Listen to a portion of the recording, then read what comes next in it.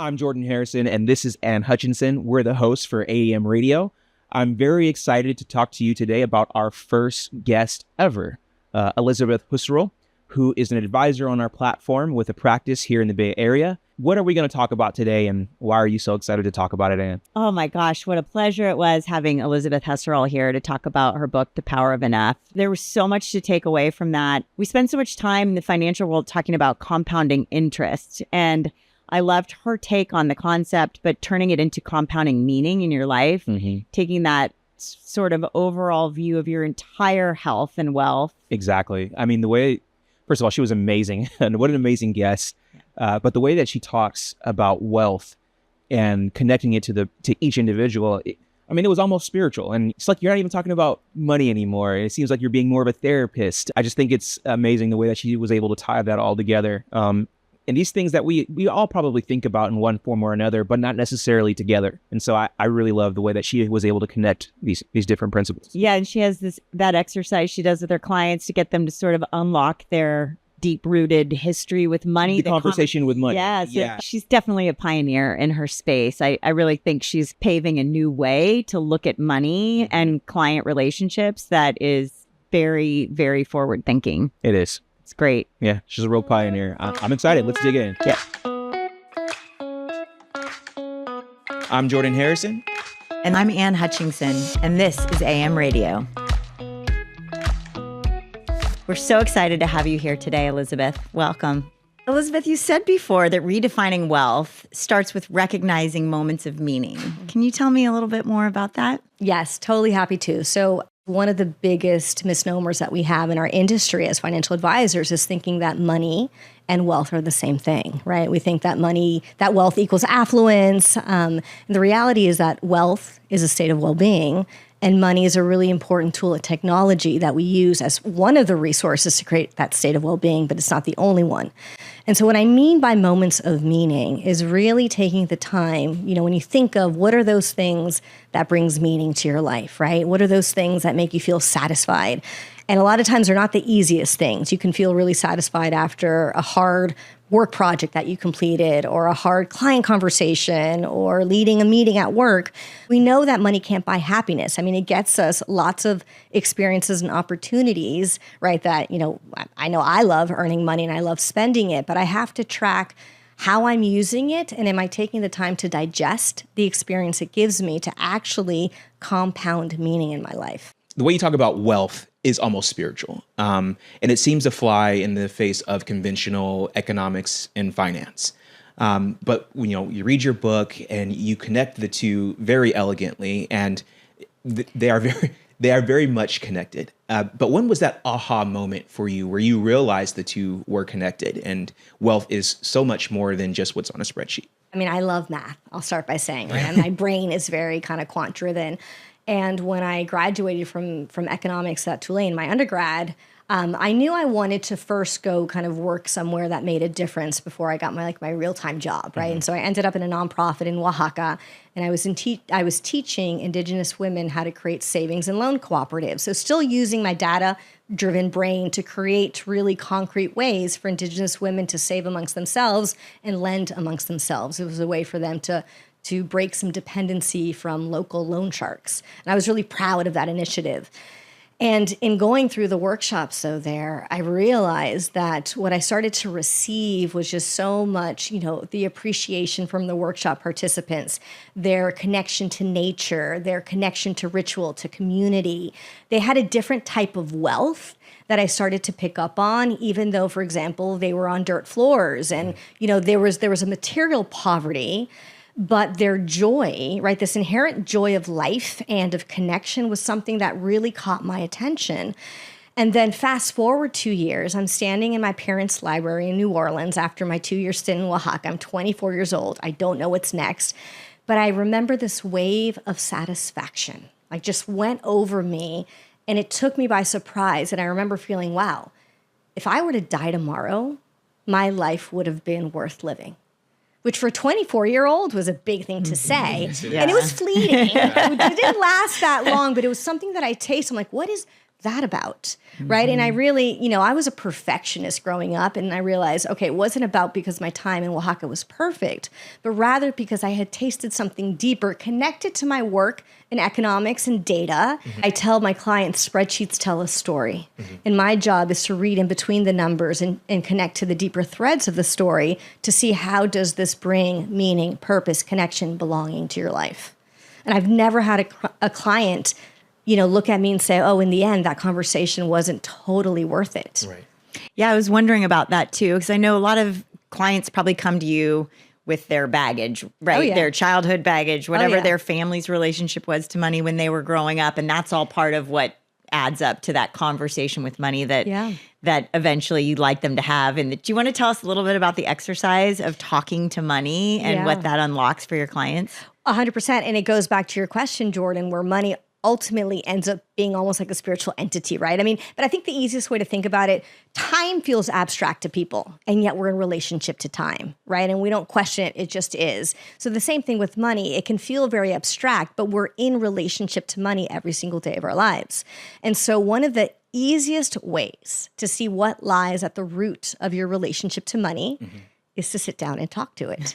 It's not a monologue, like not a money, I think X, Y, and Z, but it's a dialogue. And so you choose a money object. It can be a wallet. I've had clients choose a nugget of gold, whatever represents money to you. My younger clients grab their phone because everything's digital. And then you put money in front of you and you get the opportunity, almost as if you were going to couples therapy with money, to really unload what you're feeling. My first conversation with money when I was at that point 26 years old was, oh my God, money, why are you not showing up in my life, right? It was that 26-year-old wanting to start my private practice, working with clients and money. And, I had said I had opened for business, but I actually hadn't even done any marketing. And so money's like, wait a second, you are wanting to be an entrepreneur. You're putting all this pressure on me. You haven't learned how. And I was like, oh my gosh, money, you're asking me to take responsibility for what I don't know how to do.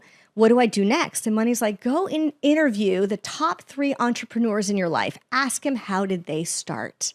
And it shifted the dynamic where before I was so angry at it. I think maybe the problem is a little bit is not. A lot of us haven't even thought about our relationship to money. As you were sitting and talking, and I struggled to do the exercise myself because I don't think I've ever really thought about how I feel about money. Yeah, it was always more about what money could accomplish. Yep. Right. Well, and then money is sitting right here saying, well, I feel used. Yeah. Yeah, exactly. Like, well, Jordan, where's the give and take? And so I agree 100%. And I really appreciate that honesty. I'll say 9 out of 10 people who I sit down and have this conversation with are like, I feel resistance, that I'm like, we're onto something. So resistance is the first kind of gateway into knowing there's something there to uncover.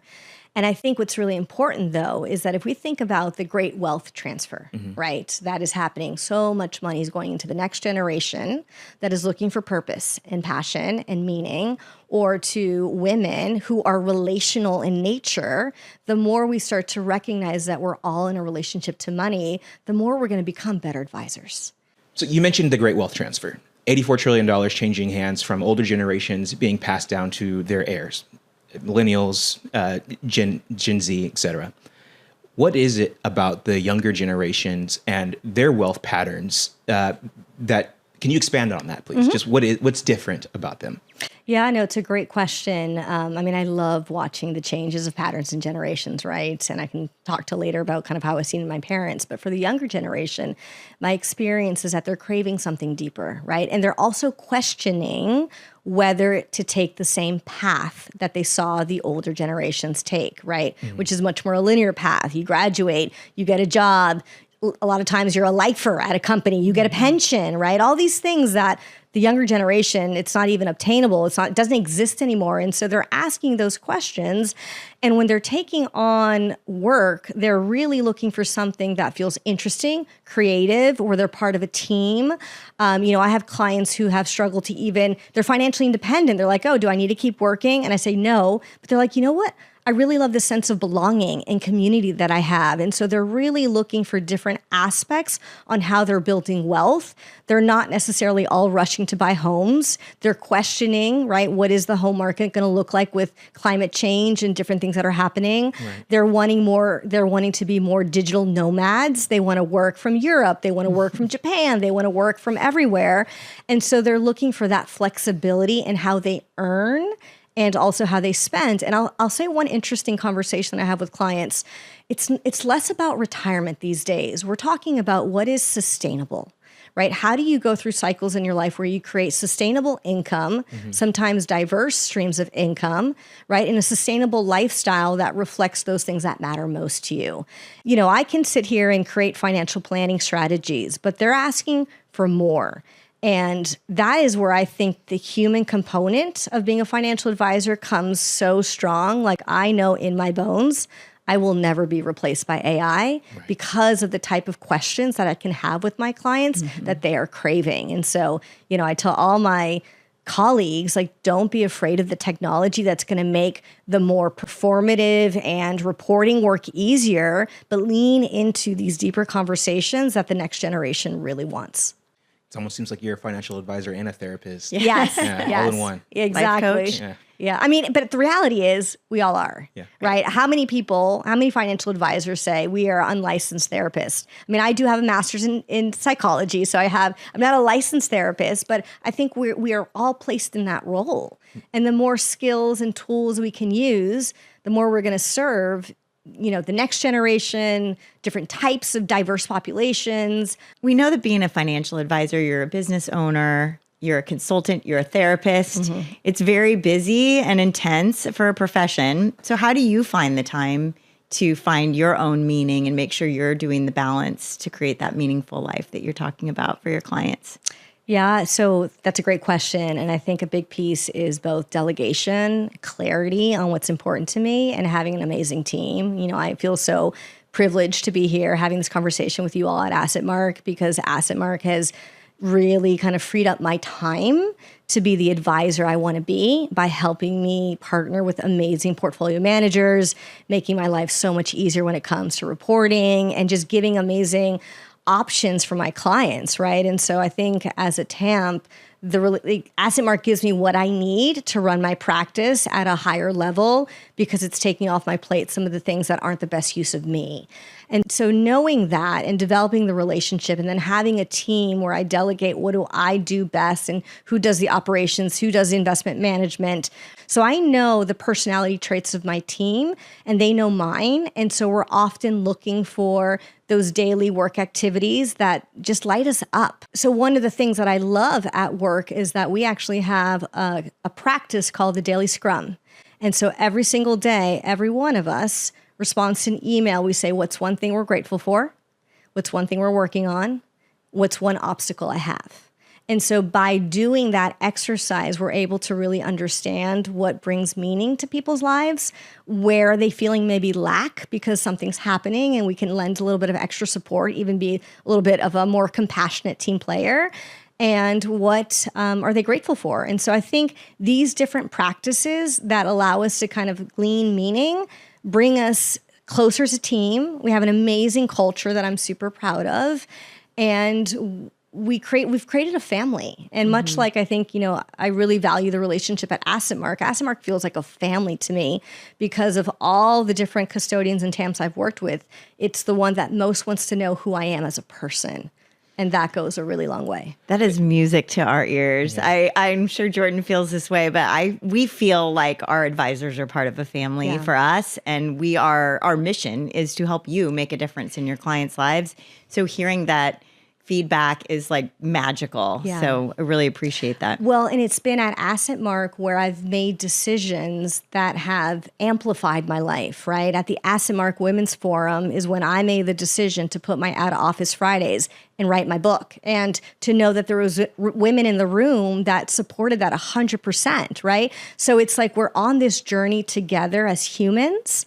And the caliber of events that you all bring us to allows us to connect that way. Do you feel like that same kind of look at the larger picture and understanding what what brings meaning to your clients' lives helps you form deeper, longer lasting relationships with them as well? Oh, 100%, right? Yeah. It's, I would say most of my clients consider me a deep friend and a trusted advisor. Not in the way that we conventionally think, like I can almost be like a spiritual advisor. They will come to me in some of their hardest moments. And I think this is really important because satisfaction isn't always the easy stuff, right? It's, I personally lost my father 8 weeks ago. Thank you. Oh my gosh. And a big piece of my conversation with clients right now is around grief. Like I understand their losses personally in a way that I hadn't. And in our industry, we work with a lot of loss, right? It could be the loss of a loved one, the loss of a job, the loss of an identity, even when you're going through retirement. That's just part of life.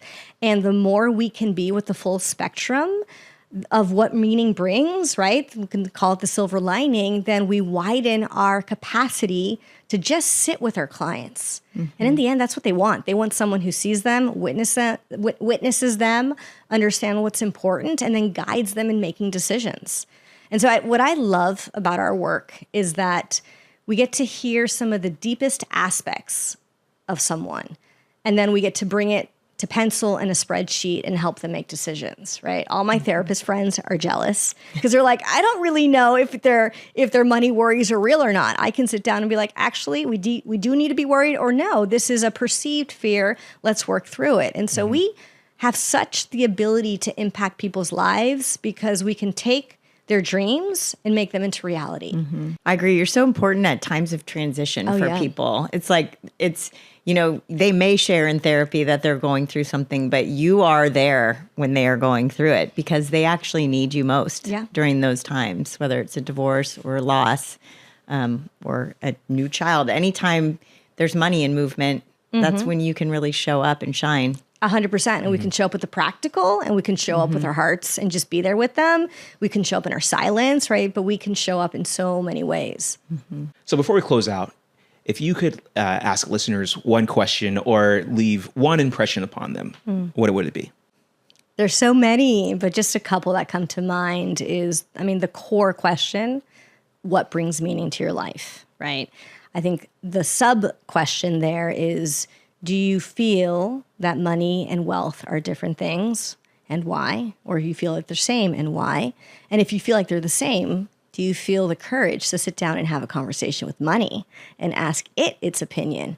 But I think the really important piece there is really taking the time to connect to what brings meaning.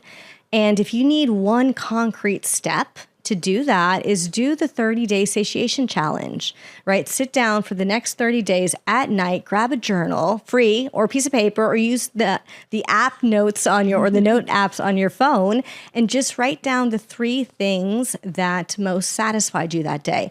And I'll make one last distinction. Satiation and satisfaction is different than gratitude, right? Gratitude is very much of a heart experience. I'm thankful for something. Satiation is visceral. Like, where do you feel in your body that you have felt fulfilled, right? It's like that feeling of like that meal that hit the spot. Yep. And you didn't think about the calories. You didn't think, it's like it hit the spot and you just feel like probably time stops, right? That's what satiation is. And the more you stop and compound that moment, your life will take on a whole new realm of meaning. As advisors, we know the power of compounding interest and how small gains lead to huge momentous transaction long term. So the same thing, the more we take the time to understand how we compound meaning in our life, it's exponential just how wealthy we're going to feel without adding one more dollar to your bank account. Well, satiety has been reached for me. So yeah, same. Yeah. Wonderful conversation. Thank you so much for being here with us today. Oh my God, what a pleasure. Yeah, thank you. It's an honor to be here with you. Thank you for being our very first guest on the show. Well, what a pleasure. I feel the support of AssetMark and the excitement of being an advisor who is a thought leader, and it's a pleasure to share.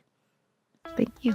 AssetMark Inc. is an investment management and consulting firm that helps independent financial advisors build great businesses. This is for informational purposes only, is not a solicitation, and should not be considered investment, legal, or tax advice. The information has been drawn from sources believed to be reliable, but its accuracy is not guaranteed and is subject to change. References to financial advisors and service providers are intended for informational purposes only and should not be considered an endorsement or recommendation of AssetMark. Each party is responsible for their own content and services. AssetMark and its affiliates may engage with providers for services. Investing involves risk, including the possible loss of principal. Past performance does not guarantee future results. AssetMark Inc. is an investment advisor registered with the U.S. Securities and Exchange Commission. This content is protected by copyright attributed to AssetMark Inc. 2025. All rights reserved.